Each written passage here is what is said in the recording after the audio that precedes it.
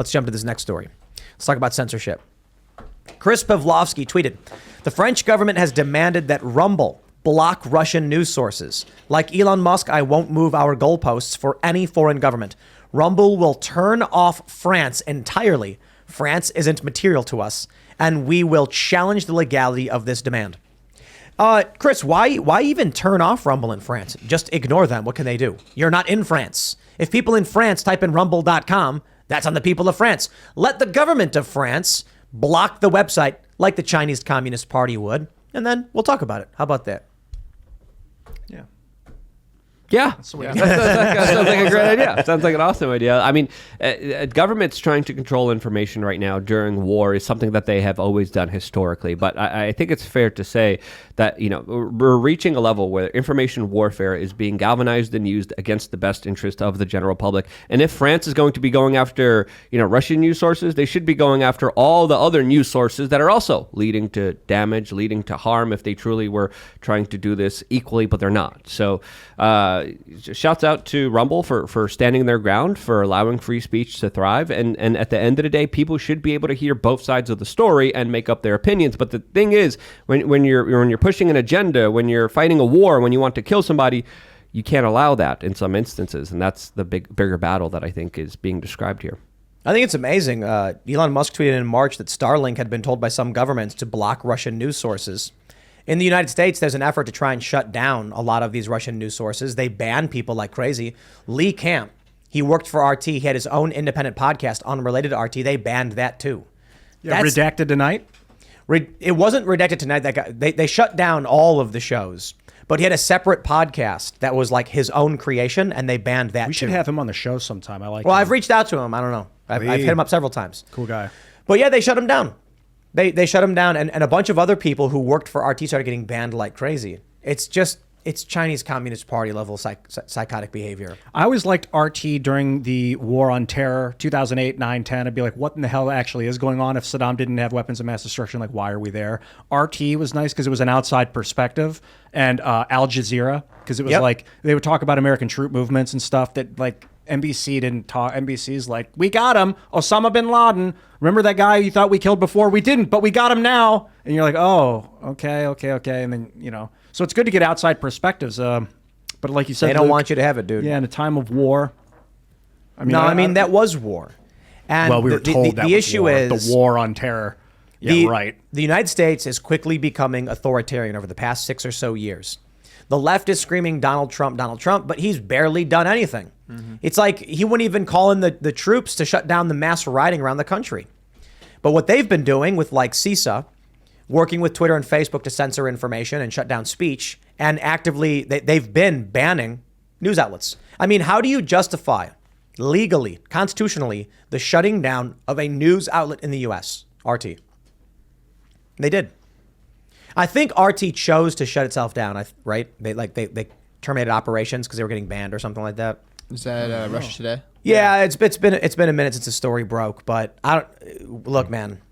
The United States is becoming very much a despotic regime like the Communist Chinese Party. Dude, they created the War on Terror. It's the most generic title. Imagine if they created the War on Evil. Do you think that they'll ever do that? That yes. We're going to get to a point where they'll be like, and enough people will be like zealous and they'll be like, yeah, evil's bad. We got to fight it. The war Send on your fascism. No. The war on fascism. No. The war on carbon. The war on chaos. You know, they're going to be like the war on evil. The Dude, war could on you imagine? Carbon. And they're going to be like, are you carbon? I don't know. I think he's carbon. Get him.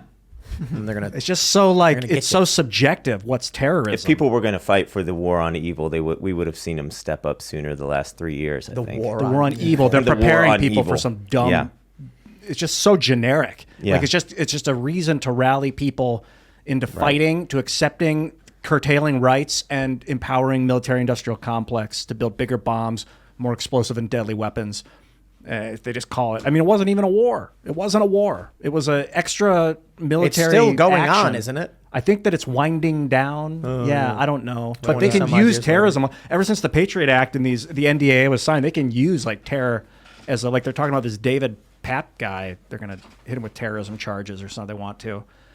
I don't like it, man. They could. What if they charged you with evil? Like, could you imagine a reality? You're going to jail. Evil. What'd I do? Evil. You committed evil. Soon, it's coming. Who Not here decides yet, that? but- Who decides if it's terror? Who decides if it's evil? Yeah. Whoever has the guns. Well, that's, I mean, yeah. When Antifa goes around for political reasons terrorizing people, they never charge them with terrorism. And they should have. Yeah, if they yeah. want to play judiciously, then it should have been terrorism too. Definitely. But in Yeah, that but- argument, they might have to start charging themselves with terrorism when they drop bombs on schools and stuff. True. But domestically, Antifa putting on masks. There's a video out of, I think it's Portland or Seattle. They're marching through neighborhoods. They see a house with an American flag, so they stop. They go to his house, knock on the door, and start threatening the guy. Like, this is terrorism. Yeah. Okay, these people should be charged because they're marching around in gangs with weapons and threatening people. If you want to march around in a mask with a gun, I don't care at all. You want to march around with a mask and a gun and then walk up to a house where a guy's got an American flag and threaten them, you cross the line. You want to walk down the street by yourself with a pink pullover, collared shirt and khakis, and then knock on the door of someone with an American flag and threaten them, you've crossed the line. Right. Allowing people who are armed to point guns at people in the street like they were doing and getting away with it without charging them for anything, that's how you know it's just it can only get worse from here, I suppose. Well, they were doing it mostly peacefully, though. Fiery but peaceful. Fiery. And isn't that remarkable? Who buys this? Did you see there was a clip from The View that went viral where they're like, these Republicans are the ones celebrating violence. It's like, are you nuts? Who's like, you get like Glenn Beck, Ben Shapiro, Steven Crowder, Tucker Carlson. Literally, when have any of the key prominent right-wing individuals ever advocated or supported violence? They've not. Even when it came to George Floyd, Ben Shapiro's coming out being like, this is horrible. I can't believe this happened. Yeah, when it comes to the Antifa riots, Kamala Harris literally fundraises for them. Yeah. The Biden administration donates to bail these people out. They advocate to get these people out of jail, and they defend them and say, but they're peaceful protesters. Fiery. Mm-hmm. You had those two people who firebombed a cop car in New York, and they get like 18 months or some ridiculously low number. And then you get people who trespass at the Capitol, and they get 4 to 7 years. Amazing. Mm-hmm. There you go. You got to be careful with Busted up system. Charging people that, because like terror, if like you're scared because of something I did, it doesn't mean that I'm terrorizing you. Just because I'm behaving a certain way doesn't mean that I'm terrorizing. Just because you're feeling terror, like you might have too much coffee and now you're freaking out because your adrenals are overloaded and screaming like, he's doing this to me. Like, so you want to protect people's rights. Like you said, you can carry a weapon down the street and you're okay to do that as long as you're not aggressively going after somebody.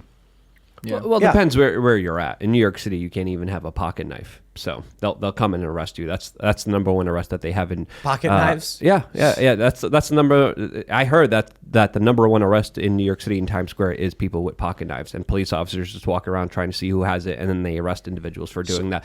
So constitutionally, I should clarify. Yeah. Again, what's happening here is people are trying to control the narrative. As I've been saying for a long time, and other people said it before me, the first casualty of war is the truth. And you want to, of course, have a landscape right now where you're not only just fighting in the real world in Ukraine with the larger proxy war, but there's a bigger war also that's an information war. And what the French government is trying to do here is one symptom of this larger war of them trying to consolidate information, control that information so they could use it for their own personal benefit. France is also in a very weird position because we have the Rothschild banker French president warning about escalations in Ukraine, saying, hey, we really got to stop it here. We really have to de-escalate the situations here.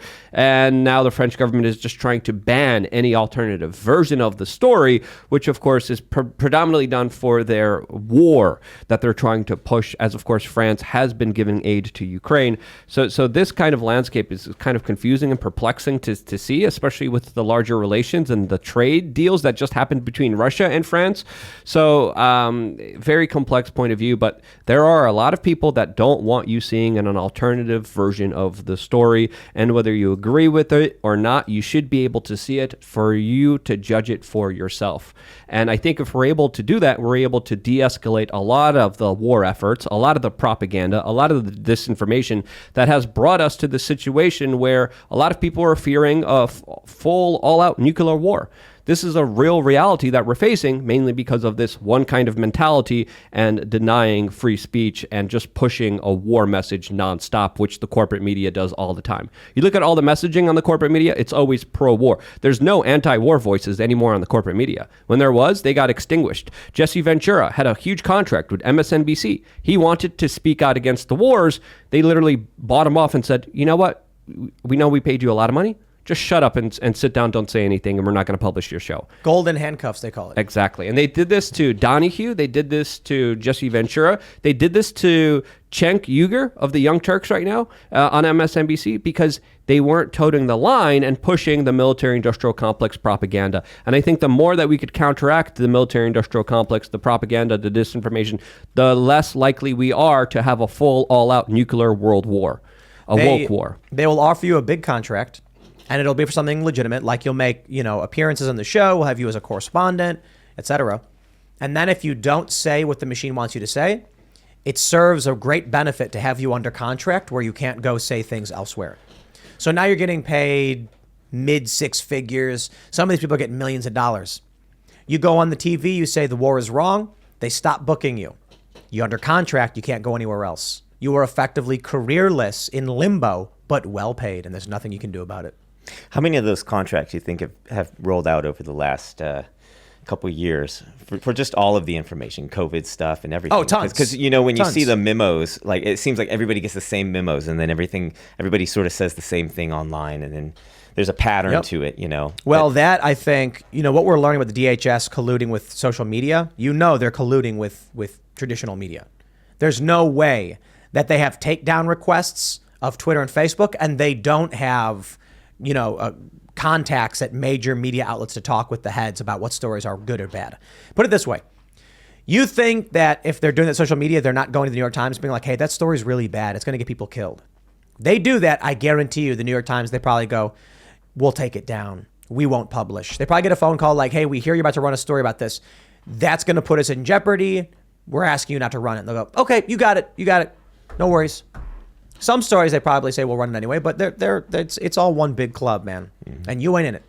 Same club they used to beat you over the head with. George Carlin. The France thing is interesting because they're threatening to shut down servers from Rumble. They've been funding Ukraine, you said, but now they're also taking research and development from Russia. Yeah. Russia's sending them I don't know if it's fissile material, but they're sending them fusion parts for their fusion reactor. Mm-hmm. Russia and France are working together right now on building a fusion reactor. I don't understand then why they would want to shut off Russia today. It's just very strange. Thanks for checking out this segment from the Timcast IRL podcast. But if you want to check out the full show live, tune in Monday through Friday at 8 p.m. And if you want more special access content, head over to timcast.com and become a member.